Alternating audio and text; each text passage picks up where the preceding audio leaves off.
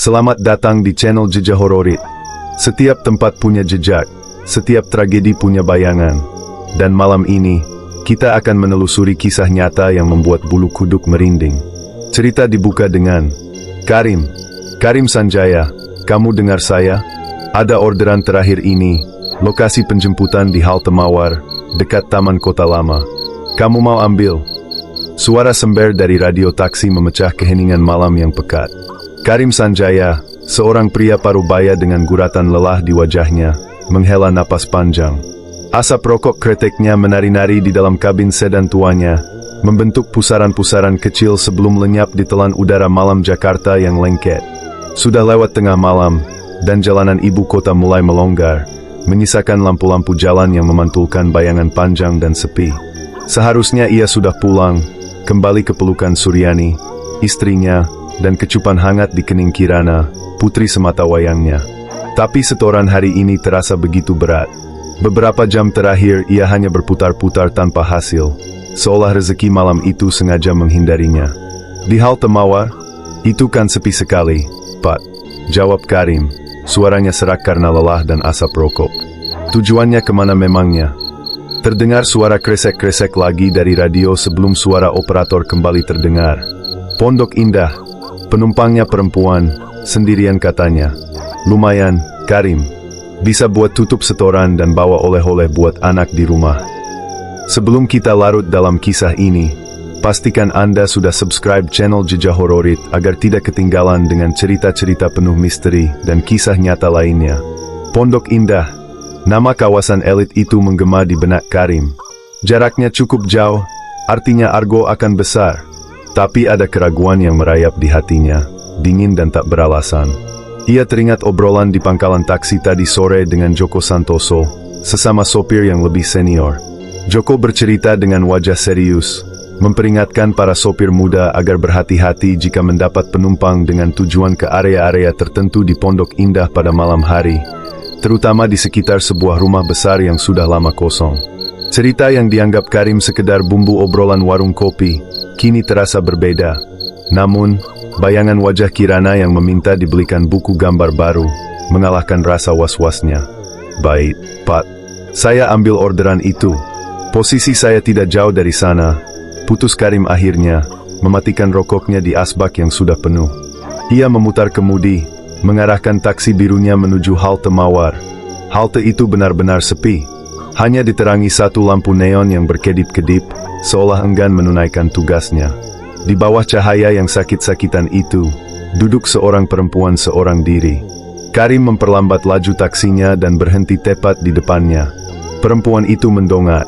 Wajahnya pucat pasi, nyaris seputih gaun panjang sederhana yang dikenakannya. Rambutnya hitam legam, tergerai lurus menutupi sebagian bahunya. Matanya besar dan gelap, menatap Karim tanpa ekspresi, namun tatapannya seolah menembus hingga ke tulang. Ada aura kesedihan yang mendalam terpancar darinya. Tanpa banyak bicara, perempuan itu bangkit dan membuka pintu belakang. Angin dingin yang entah datang dari mana tiba-tiba menyusup ke dalam kabin taksi, membuat bulu kuduk Karim meremang. Aroma bunga melati yang samar namun tajam seketika memenuhi udara. Karim mencoba bersikap biasa saja, melirik dari kaca spion tengah. Selamat malam, Mbak. Tujuannya ke Pondok Indah, betul? Tanyanya, mencoba memecah keheningan yang canggung. Perempuan itu hanya mengangguk pelan. Bibirnya yang pucat tidak bergerak sedikit pun untuk bicara. Ia menatap lurus ke depan, ke jalanan yang gelap. Karim merasa suasana menjadi semakin aneh. Ia menyalakan radio, berharap alunan musik dangdut bisa sedikit mencairkan suasana beku di dalam taksinya. Namun, radio itu hanya mengeluarkan suara desis statis yang mengganggu, tidak peduli seberapa sering Karim memutar knop frekuensinya. Akhirnya, ia menyerah dan mematikannya. Perjalanan pun dilanjutkan dalam kebisuan total. Karim mencoba fokus pada jalanan di depannya. Gedung-gedung pencakar langit perlahan digantikan oleh rumah-rumah mewah dengan halaman luas dan pohon-pohon rindang yang membuat jalanan menjadi lebih gelap. Semakin dalam mereka memasuki kawasan Pondok Indah, semakin sepi pula suasana di sekitar mereka. Karim sesekali melirik lagi ke kaca spion. Penumpangnya masih duduk diam membisu, tidak bergerak sedikit pun. Wajahnya yang terpantul di kaca tampak semakin pucat di bawah temaram lampu jalan. Nanti di depan belok kiri ya, Pak. Akhirnya perempuan itu bersuara. Suaranya lembut, hampir seperti bisikan, namun terdengar sangat jelas di telinga Karim. Begitu jelas hingga terasa seperti diembuskan langsung di sampingnya.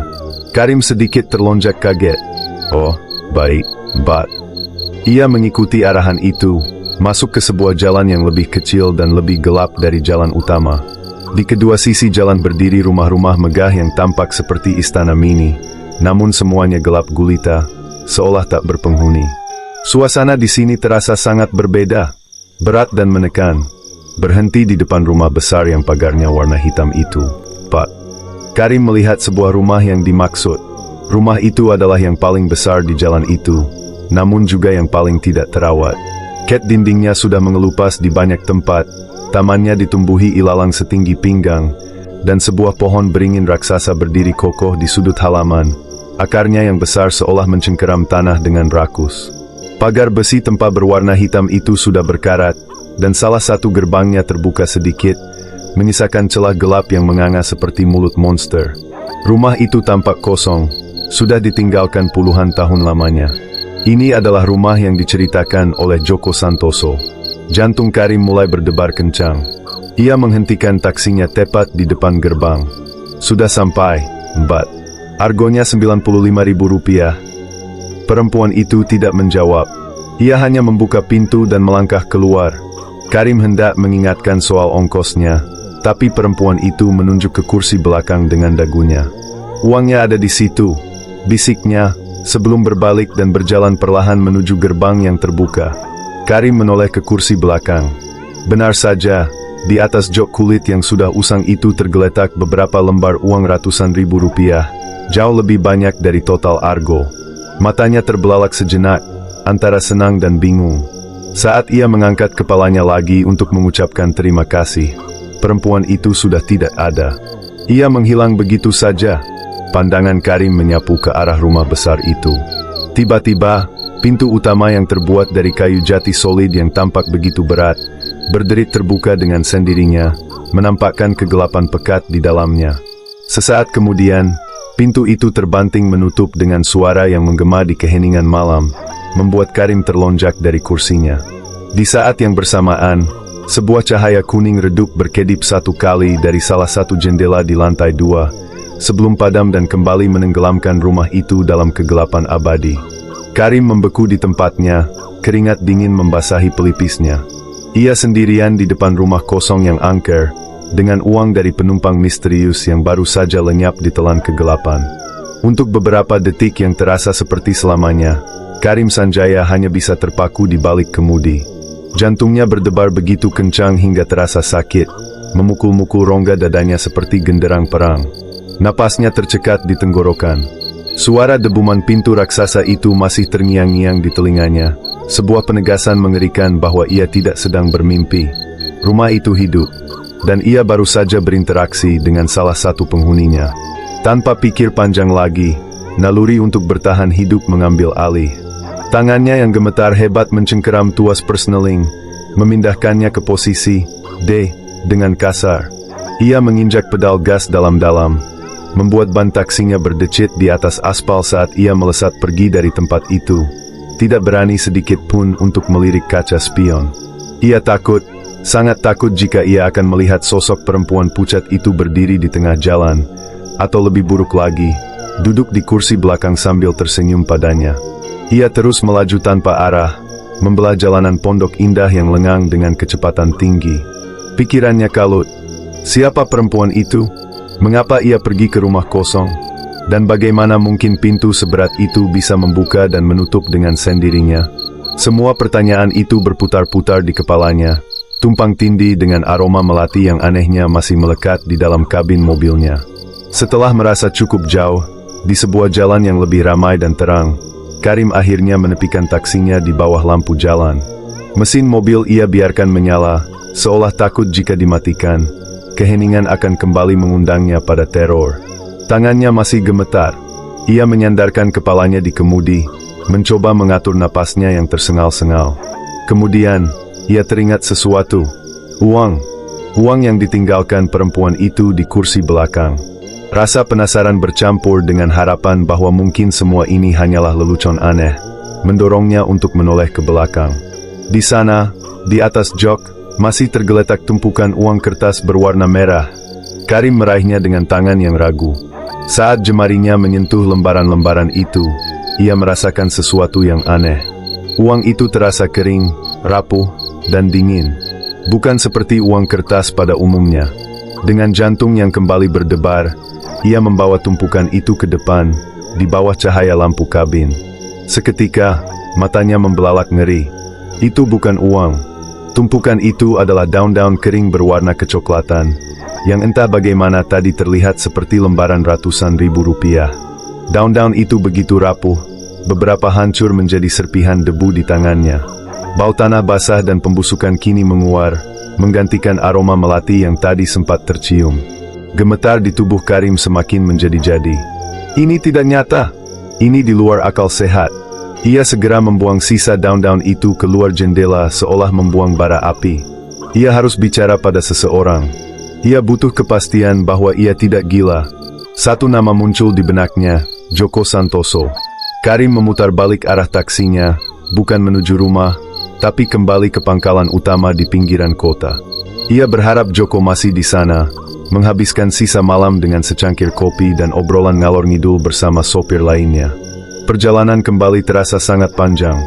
Setiap bayangan pohon di pinggir jalan tampak seperti sosok yang mengintai. Setiap suara decitan dari mobil tuanya terdengar seperti bisikan. Syukurlah, saat ia tiba di pangkalan, ia melihat sosok Joko Santoso yang kurus tinggi sedang duduk di bangku panjang depan warung kopi yang masih buka. Beberapa sopir lain juga ada di sana, tapi Karim langsung menghampiri Joko. "Mas Joko," panggil Karim. Suaranya terdengar lebih parau dari yang ia inginkan. Joko menoleh, alisnya terangkat melihat kondisi Karim yang pucat dan kacau. "Loh, Karim, kenapa kamu?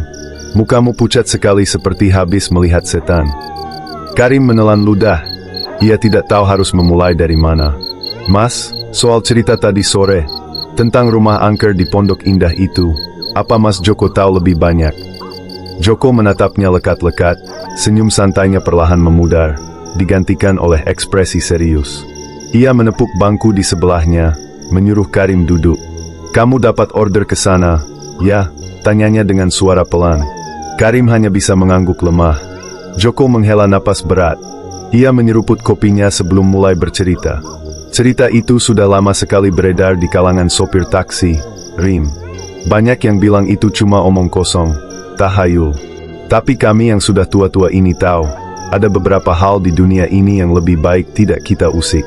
Mereka bilang, rumah itu dulunya milik sebuah keluarga konglomerat. Suatu malam, seluruh keluarga itu dibantai habis oleh perampok. Sejak itu, rumah itu jadi kosong dan angker.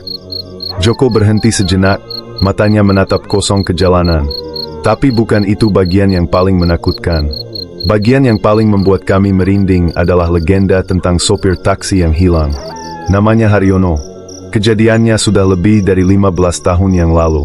Haryono itu sopir yang ulet, sama sepertimu, selalu kejar setoran sampai larut malam. Suatu malam, lanjut Joko, suaranya semakin pelan, Haryono dapat order dari seorang perempuan di tengah malam, minta diantar ke rumah itu. Sama seperti yang mungkin kamu alami, penumpangnya diam 1000 bahasa. Sesampainya di sana, penumpang itu turun dan masuk ke dalam rumah kosong itu. Haryono sempat melapor lewat radio, suaranya terdengar bingung dan sedikit ketakutan. Dia bilang penumpangnya belum bayar, dia mau coba menyusul ke dalam.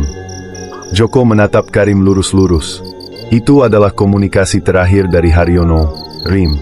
Setelah itu, radionya mati. Dia dan taksinya lenyap tanpa jejak. Polisi sempat mencari, tapi tidak menemukan apa-apa. Taksinya ditemukan 3 hari kemudian, terparkir rapi di sebuah jalan buntu di daerah Tangerang, puluhan kilometer dari Pondok Indah. Mesinnya dingin, tidak ada tanda-tanda kerusakan atau perampokan. Tapi Haryono tidak pernah ditemukan sampai hari ini. Seolah ditelan bumi. Dunia Karim seakan runtuh mendengar cerita itu. Jadi bukan hanya sekedar kisah seram, tapi ada korban nyata. Seseorang seperti dirinya, seorang sopir taksi, lenyap setelah mengalami kejadian yang hampir serupa. Bagaimana jika ia tadi nekat turun dari mobil? Bagaimana jika ia mencoba mengejar perempuan itu untuk meminta ongkosnya? Keringat dingin kembali membanjiri tubuhnya. Ia baru saja lolos dari takdir yang sama dengan Haryono. Joko menepuk pundak Karim, mencoba menenangkannya. Makanya kami selalu mengingatkan, kalau dapat order ke sana malam tengah malam, lebih baik dilepas saja. Rezeki tidak sebanding dengan nyawa. Kamu beruntung, Karim. Kamu beruntung masih bisa kembali ke sini. Karim tidak bisa berkata-kata. Ia hanya bisa menunduk, menatap tangannya yang masih sedikit gemetar. Malam ini, ia tidak hanya mendapat penumpang gaib. Ia merasa baru saja menatap langsung ke dalam sebuah jurang misteri yang telah menelan seorang manusia, dan ia berhasil mundur satu langkah sebelum ikut terperosok ke dalamnya. Perasaan lega dan teror yang luar biasa berkecamuk di dalam dadanya. Setelah sedikit tenang, ia pamit pada Joko dan memutuskan untuk pulang. Ia hanya ingin segera sampai di rumah, memeluk istri dan anaknya, memastikan bahwa dunia nyata miliknya masih utuh. Namun, saat ia masuk ke dalam rumahnya yang sunyi, ia menciumnya lagi. Aroma samar bunga melati yang membuatnya mual, seolah ada yang mengikutinya pulang. Aroma melati itu begitu nyata, begitu menusuk hidung hingga membuat perut Karim mual. Ia berdiri mematung di ambang pintu rumahnya yang sederhana, sebuah rumah petak di gang sempit yang selama ini menjadi surga kecilnya, benteng terakhirnya dari kerasnya dunia luar. Namun malam ini, benteng itu telah ditembus. Musuh tak kasat mata itu telah mengikutinya, menyelinap masuk dan kini mencemari udara di dalam rumahnya dengan bau kematian yang manis. Suryani, istrinya, terbangun dari tidurnya di kamar saat mendengar pintu dibuka. Ia keluar dengan wajah khas orang mengantuk. "Bapak sudah pulang," sapanya lembut, namun keningnya berkerut melihat suaminya hanya berdiri diam di pintu. "Kenapa, Pak? Kok pucat sekali? Apa ada masalah di jalan?" Karim tersentak dari lamunannya. Ia memaksakan seulas senyum, senyum yang terasa kaku dan salah di wajahnya sendiri. "Tidak apa-apa, Bu. Hanya lelah sekali malam ini," dalihnya, cepat-cepat menutup pintu di belakangnya, seolah berharap bisa mengunci aroma melati itu di luar. Ia berjalan melewati istrinya, langsung menuju kamar mandi untuk membasuh muka, mencoba membersihkan bukan hanya lelah, tapi juga sisa-sisa teror yang menempel di kulitnya. Malam itu, Karim sama sekali tidak bisa tidur. Setiap kali ia mencoba memejamkan mata, bayangan rumah besar yang gelap itu kembali muncul. Wajah pucat perempuan bernama Lara menari-nari di balik kelopak matanya. Kisah Haryono, sopir taksi yang lenyap, berputar ulang seperti kaset rusak di kepalanya. Ia terus terjaga, duduk di tepi ranjang, telinganya awas mendengar setiap suara. Bunyi cicak, derit kayu atap, atau desau angin di luar jendela, semuanya terdengar seperti ancaman. Aroma melati itu kadang muncul samar, mempermainkan kewarasannya, membuatnya berulang kali bertanya-tanya apakah ia hanya berhalusinasi. Suryani yang tertidur pulas di sampingnya, dengan napasnya yang teratur, menjadi satu-satunya penanda bahwa dunia nyata masih ada. Keesokan harinya, Karim memutuskan untuk tidak bekerja. Ia menelepon ke pangkalan, mengatakan badannya tidak enak dan butuh istirahat. Suryani semakin khawatir melihat suaminya yang tidak seperti biasa. Karim lebih banyak diam, melamun dengan tatapan kosong. Sarapan yang disiapkannya nyaris tak disentuh. Ia menjadi sangat mudah terkejut. Suara panci yang jatuh di dapur membuatnya melompat dari kursi. Bahkan Tawariang Kirana, putrinya yang berusia 6 tahun, yang biasanya menjadi musik terindah di telinganya, kini terdengar mengganggunya. "Bapak kenapa?" tanya Kirana dengan polosnya, sambil menyodorkan sebuah gambar. "Lihat, Kirana, gambar keluarga kita." Karim menatap gambar itu.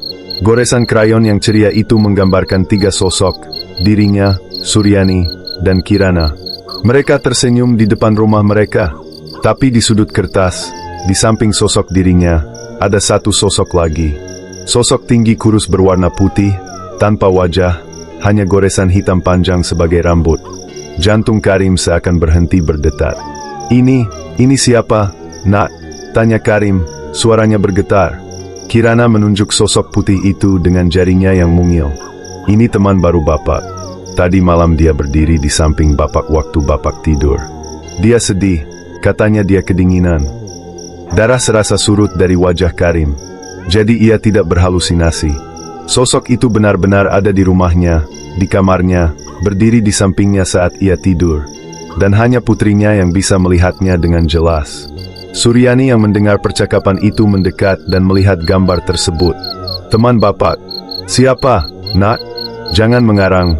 Ah, kata Suryani, mencoba menepisnya sebagai imajinasi anak-anak. Tapi saat melihat ekspresi suaminya yang pias seperti mayat, ia tahu ada sesuatu yang sangat tidak beres. Teror itu tidak berhenti di situ. Siang itu, saat Karim mencoba untuk tidur di ruang tengah, ia mendengar suara bisikan itu lagi. Sangat pelan, hampir menyatu dengan suara televisi, tapi ia bisa mendengarnya dengan jelas. Suara perempuan yang sama seperti di dalam taksi. Suara itu membisikkan namanya berulang-ulang. Karim, Karim. Ia meloncat bangun, memandang ke sekeliling ruangan yang kosong. Tidak ada siapa-siapa. Ia merasa seperti akan gila. Ia sendirian dalam teror ini. Menceritakannya pada Suryani hanya akan membuat istrinya ketakutan, dan mungkin tidak akan percaya. Menjelang sore, kesabaran Suryani habis. Ia melihat suaminya duduk di pojok ruangan, memeluk lututnya sendiri dengan tatapan ketakutan. Ia tidak tahan lagi melihat pria yang dicintainya, pilar keluarganya, hancur seperti ini. Ia duduk di hadapan Karim, meraih tangannya yang terasa dingin. "Pak, tolong bicara sama ibu," pintanya dengan suara lirih, matanya berkaca-kaca. "Apa yang sebenarnya terjadi? Bapak tidak seperti ini. Sejak pulang semalam, Bapak aneh." "Ada apa? Kalau ada masalah utang, atau masalah di pangkalan, kita bisa hadapi sama-sama. Tapi jangan diam begini, Pak." Ibu takut. Melihat air mata di pelupuk mata istrinya, pertahanan Karim runtuh. Ia tidak bisa lagi menanggung beban ini sendirian. Dengan suara terbata-bata, ia menceritakan semuanya. Tentang penumpang perempuan pucat di halte Mawar, tentang rumah kosong yang mengerikan di Pondok Indah, tentang uang yang berubah menjadi daun busuk, dan tentang legenda Haryono, sopir taksi yang hilang di telan rumah itu. Suryani mendengarkan dengan napas tertahan, wajahnya berubah dari khawatir menjadi ngeri. Ia tidak meragukan cerita suaminya sedikit pun, karena ia melihat sendiri bukti teror itu pada diri Karim. Ia meraih dan memeluk suaminya erat-erat. Kini mereka berdua tahu, ini bukan masalah biasa. Ini adalah gangguan dari alam lain yang telah mengikuti Karim pulang, dan kini mengancam ketenangan keluarga mereka. "Kita harus minta tolong, Pak," bisik Suryani di sela isak tangisnya. "Kita harus cari orang yang mengerti hal-hal seperti ini. Besok pagi, kita temui Ustadz Mahmud di ujung komplek." Karim mengangguk setuju. Keputusan itu memberinya sedikit kelegaan. Ia tidak lagi sendirian. Malam itu, mereka memutuskan untuk tidur bersama di satu ruangan bersama Kirana. Mereka menyalakan semua lampu di rumah, berharap cahaya bisa mengusir kegelapan yang mengintai. Namun, tepat saat jam dinding berdentang 12 kali, menandakan pergantian hari, teror itu menunjukkan wujudnya dengan lebih nyata. Dari arah ruang tamu yang sunyi, terdengar suara isak tangis. Suara tangisan seorang perempuan yang pilu dan menyayat hati, penuh dengan penderitaan. Suara itu begitu jelas, begitu dekat.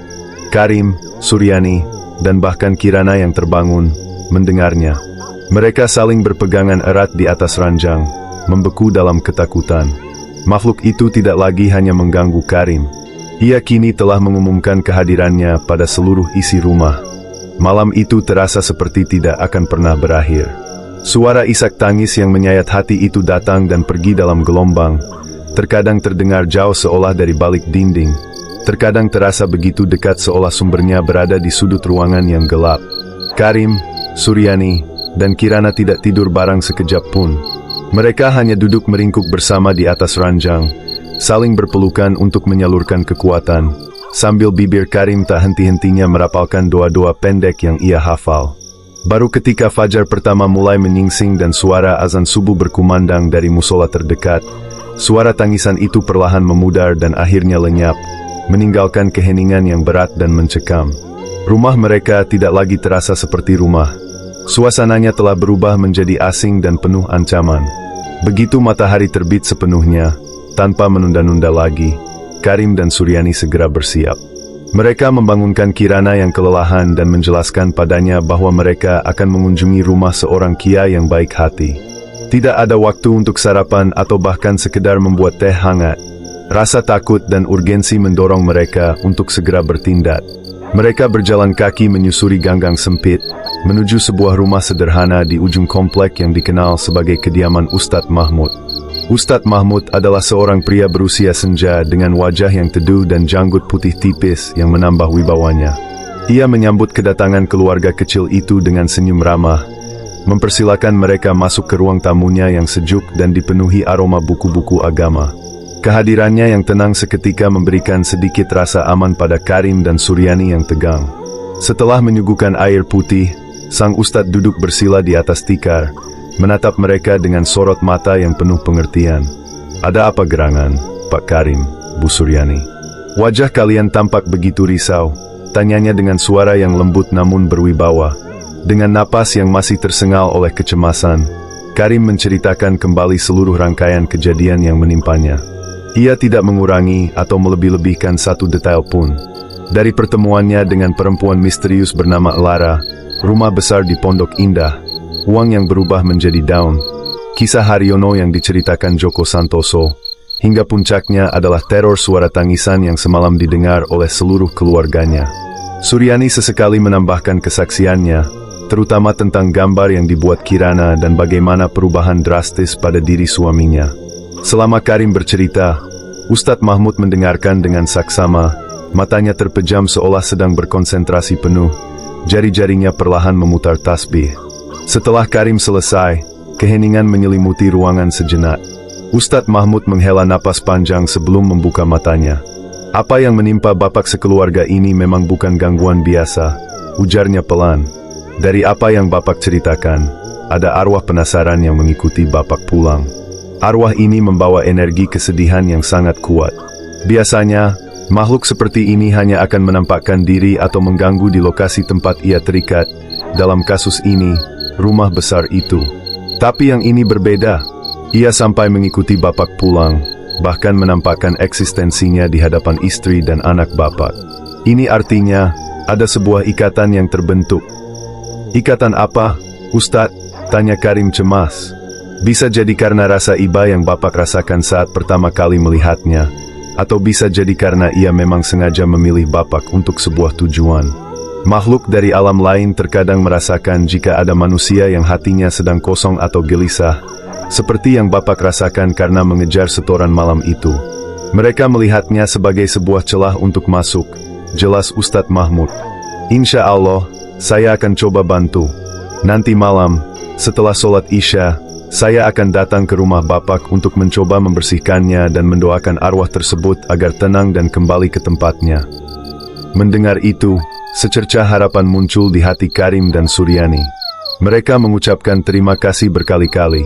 Ustadz Mahmud memberi mereka beberapa nasihat untuk memperkuat diri dengan doa dan zikir selama menunggu kedatangannya nanti malam. Siang itu, rumah terasa sangat sunyi. Tidak ada gangguan apapun. Tapi justru keheningan itulah yang terasa paling menakutkan. Seolah ada sesuatu yang sedang menunggu, mengamati dalam diam, menyimpan energinya untuk pertarungan nanti malam. Malam pun tiba. Sesuai janjinya, selepas Isya, Ustadz Mahmud datang. Karim sudah mempersiapkan semua sesuai petunjuk. Mereka sekeluarga sudah berwudu dan siap secara mental. Sang Ustadz memulai ritualnya di ruang tamu, tempat di mana suara tangisan itu paling sering terdengar. Ia membentangkan sajadah dan mulai melantunkan ayat-ayat suci Al-Quran dengan suara yang khusyuk dan menggema. Awalnya, semua terasa normal. Namun, seiring lantunan ayat-ayat yang semakin dalam, suasana di dalam rumah mulai berubah. Udara yang tadinya hangat mendadak menjadi dingin menusuk tulang. Lampu di ruang tamu mulai berkedip-kedip dengan cepat. Terdengar suara ketukan-ketukan aneh dari arah dinding dan atap, seolah ada yang memukul-mukul dari luar. Karim dan Suryani berpegangan tangan erat, bibir mereka tidak berhenti berzikir. Tiba-tiba, suara isak tangis itu kembali terdengar. Kali ini jauh lebih keras, lebih pilu, dan penuh dengan kemarahan. Suara itu seolah datang dari segala arah, memenuhi setiap sudut rumah. Pintu kamar tidur yang tertutup rapat tiba-tiba terbanting membuka dengan keras, membuat Suryani menjerit tertahan. Ustadz Mahmud tetap melanjutkan bacaannya, suaranya semakin mantap dan keras, seolah sedang beradu kekuatan dengan energi gaib itu. Di puncak ketegangan, Kirana yang sejak tadi memejamkan mata di pelukan ibunya, tiba-tiba membuka mata lebar-lebar. Wajahnya pucat pasi karena ketakutan. Dengan jari gemetar, ia menunjuk ke sudut paling gelap di ruang tamu, di dekat jendela. "Ibu, Bapak, dia di sana," pekiknya. Sontak Karim dan Suryani menoleh ke arah yang ditunjuk. Mereka tidak melihat wujud apapun, tapi di sudut itu, mereka bisa merasakan hawa dingin yang luar biasa pekat dan aura kesedihan yang begitu menyesakkan dada. Pada saat yang bersamaan, aroma bunga melati menyeruak dengan sangat kuat, begitu menyengat hingga membuat kepala pusing. Ustadz Mahmud menyelesaikan ayat terakhirnya dengan suara lantang, diakhiri dengan takbir. Allahu Akbar. Seketika, semua gangguan berhenti. Suara tangisan lenyap, hawa dingin menipis, dan aroma melati memudar. Keheningan kembali, namun kali ini terasa lebih ringan. Ustadz Mahmud terduduk lemas, butiran keringat membasahi keningnya. Wajahnya tampak sangat lelah. "Alhamdulillah, gangguannya sudah reda untuk sementara," katanya terengah-engah. Karim dan Suryani baru bisa bernapas lega. Namun, Ustadz Mahmud kemudian menatap mereka dengan ekspresi yang sangat serius dan prihatin. Ia menggelengkan kepalanya pelan. "Sudah saya coba usir dengan cara yang paling lembut, tapi dia menolak untuk pergi. Dia sangat kuat. Ikatannya bukan dengan rumah ini." Sang Ustadz berhenti sejenak, lalu menatap lurus ke mata Karim. "Ikatannya dengan kamu, Karim. Dia menginginkan sesuatu darimu." Pernyataan Ustadz Mahmud menggantung di udara seperti vonis mati. "Ikatannya dengan kamu, Karim. Dia menginginkan sesuatu darimu." Kata-kata itu menghantam Karim lebih keras daripada manifestasi hantu manapun. Selama ini ia berpikir ia hanyalah korban salah sasaran, seorang sopir taksi malang yang kebetulan lewat di waktu yang salah. Tapi ternyata, ia adalah pusat dari teror ini. Ia yang dipilih. Ia yang diinginkan. Suryani menangis dalam diam, memeluk Kirana semakin erat, seolah takut suaminya akan direnggut dari sisinya saat itu juga. Setelah memberikan beberapa nasihat terakhir dan sebuah tasbih kayu untuk pegangan, Ustadz Mahmud pun pamit pulang, meninggalkan keluarga kecil itu dalam keheningan yang 1000 kali lebih menakutkan daripada suara tangisan semalam. Rumah itu memang terasa lebih tenang, namun kini Karim merasa seolah ada sepasang mata tak kasat mata yang terus-menerus mengawasinya, menunggu. Malam itu, ia kembali tidak bisa tidur. Duduk di ruang tamu yang gelap, ia memutar-mutar tasbih pemberian sang ustadz di antara jemarinya. Apa yang diinginkan arwah itu darinya? Harta? Nyawa? Atau sesuatu yang lebih buruk? Pikirannya melayang pada Haryono, sopir taksi yang bernasib nahas itu. Apakah Haryono juga menerima pesan yang sama? Apakah ia juga tahu bahwa arwah itu menginginkan sesuatu darinya? Mungkin Haryono menolak, dan penolakan itulah yang membuatnya lenyap selamanya. Sebuah pemikiran mengerikan merayap di benak Karim. Melawan sepertinya bukan pilihan. Ustadz Mahmud berkata arwah itu tidak mau pergi. Lari juga mustahil, karena arwah itu terikat padanya, bukan pada rumahnya. Hanya ada satu jalan yang tersisa, jalan yang paling berbahaya, mencari tahu apa yang diinginkan arwah itu dan, jika memungkinkan, memenuhinya. Dengan kepala yang berat dan hati yang pasrah, Karim akhirnya merebahkan diri di sofa menjelang dini hari. Kelelahan yang luar biasa akhirnya menariknya ke dalam tidur yang gelisah. Namun, ia tidak bermimpi. Ia merasa seperti berpindah tempat. Dalam sekejap, ia tidak lagi berada di sofa rumahnya. Ia kembali duduk di balik kemudi taksi tuanya. Mesin mobil menyala dalam keadaan langsam. Di luar jendela, pemandangan yang paling ia takuti terhampar di hadapannya. Rumah besar yang angker di Pondok Indah, berdiri megah di bawah cahaya bulan purnama yang pucat. Jantungnya berdebar kencang. Ia melirik kaca spion tengah, dan di sana, di kursi belakang, duduklah perempuan itu. Elara, wajahnya masih sepucat kain kafan. Matanya yang gelap menatapnya dengan ekspresi kesedihan yang tak terhingga. Kali ini, Karim tidak merasakan teror yang melumpuhkan. Yang ia rasakan adalah rasa iba yang aneh. Ia tidak lari. Ia hanya diam, menunggu. "Kenapa kamu terus mengikutiku?" tanya Karim, suaranya serak. Perempuan itu akhirnya berbicara, suaranya adalah bisikan angin malam. "Aku tidak mengikutimu. Aku hanya melanjutkan perjalananku yang tertunda. Dan kamu yang harus mengantarku." "Perjalanan kemana?" Malam itu, Elara memulai kisahnya, dan pemandangan di sekitar mereka seolah memudar menjadi kabut masa lalu. "Aku bukan bagian dari keluarga pemilik rumah ini. Aku hanya seorang pelayan. Aku jatuh cinta pada putra tunggal majikanku, dan dia pun mencintaiku. Kami berencana untuk kawin lari. Malam itu, saat para perampok datang, dia sudah menyuruhku menunggu di depan gerbang. Dia bilang dia akan mengirim sebuah taksi untukku, lalu dia akan menyusul, dan kami akan pergi bersama selamanya ke stasiun kereta untuk memulai hidup baru." Air mata bening mulai mengalir di pipi pucatnya. Taksi itu datang. Sopirnya bernama Haryono. Aku masuk dan menunggunya. Tapi kekasihku tidak pernah keluar dari rumah itu. Aku mendengar jeritan, tembakan, lalu sunyi. Sopir taksi itu ketakutan. Dia ingin pergi. Aku memohon padanya untuk menunggu, tapi dia menolak. Dia mencoba menarikku keluar dari mobilnya.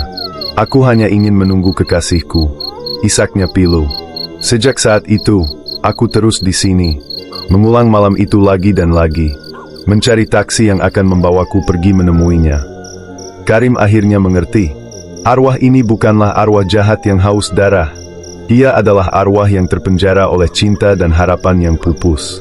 Ia tidak ingin menyakiti Karim. Ia hanya ingin menyelesaikan perjalanannya. "Dia tidak menunggumu di rumah itu lagi," kata Karim lembut. "Tapi mungkin dia menunggumu di tujuan akhir kalian." Karim terbangun dengan sentakan hebat. Keringat membasahi seluruh tubuhnya. Ia tahu apa yang harus ia lakukan. Suryani terbangun dan menatapnya cemas. Tanpa banyak bicara, Karim bangkit, mengambil kunci taksinya dari atas meja. "Bapak mau kemana?" "Ini masih dini hari," cegah Suryani panik. "Aku harus menyelesaikan apa yang sudah dimulai, Bu," jawab Karim dengan tatapan mantap. "Ini satu-satunya cara agar kita semua bisa tenang." Meskipun diliputi ketakutan, Suryani melihat tekad yang tak tergoyahkan di mata suaminya. Ia hanya bisa mengangguk pasrah sambil berdoa. Karim melangkah keluar menuju taksinya, menyalakan mesin, dan melaju membelah sisa malam, kembali menuju Pondok Indah. Ia memarkirkan mobilnya tepat di depan gerbang rumah angker itu, persis seperti dalam mimpinya. Ia mematikan mesin dan menunggu dalam keheningan yang tegang. Beberapa menit kemudian, pintu belakang sebelah kiri terbuka dengan sendirinya, diiringi derit pelan, lalu tertutup kembali. Hawa dingin seketika menyelimuti kabin, membawa serta aroma melati yang kini terasa familiar. Karim tidak berani melihat ke kaca spion. Ia hanya menggenggam erat tasbih di sakunya. "Ke stasiun, Mbak?" tanyanya pada kursi belakang yang kosong. Sebuah bisikan lembut dan penuh rasa terima kasih terdengar di telinganya. "Iya, Pak." Karim menyalakan mesin dan mulai menjalankan taksinya, pergi dari rumah itu untuk selamanya. Ia tidak tahu harus menuju stasiun mana, tapi tangannya seolah digerakkan, memutar kemudi menuju stasiun kota yang tua. Sepanjang perjalanan, tidak ada percakapan, hanya keheningan yang anehnya terasa damai. Setibanya di pelataran stasiun yang sepi, Karim menghentikan mobilnya. Seketika itu juga, hawa dingin di dalam kabin lenyap. Aroma melati memudar, digantikan oleh bau aspal dan debu khas kota. Ia akhirnya memberanikan diri melirik kaca spion. Kursi belakang kosong, benar-benar kosong. Perjalanan arwah itu telah berakhir. Kehidupan Karim dan keluarganya kembali normal. Tidak ada lagi gangguan, tidak ada lagi aroma melati, tidak ada lagi suara tangisan. Beberapa bulan kemudian, ia mendengar kabar dari Joko Santoso. Proyek pelebaran jalan di Pondok Indah mengharuskan pembongkaran sebagian halaman rumah angker itu. Para pekerja konstruksi menemukan sesuatu yang mengejutkan. Di dekat gerbang depan, terkubur dalam tanah dangkal, mereka menemukan dua kerangka manusia. Satu kerangka perempuan muda, dan satu lagi kerangka laki-laki dengan sisa-sisa seragam sopir taksi yang sudah lapuk. Polisi mengidentifikasi kerangka itu sebagai Haryono. Ternyata, Haryono tidak pernah melarikan diri. Dalam kepanikannya menolak permintaan Enlara, arwah yang kebingungan dan marah itu tanpa sengaja telah mencelakainya, menahannya di sana sebagai korban pertama dari penantian abadinya. Dengan mengantarkan Enlara pergi, Karim tanpa sadar juga telah membebaskan arwah Haryono. Misteri sopir taksi yang hilang itu akhirnya terpecahkan. Terima kasih sudah menyimak. Terus ikuti Jejak Hororit untuk mendapatkan kisah nyata penuh misteri dan inspirasi. Jangan lupa subscribe.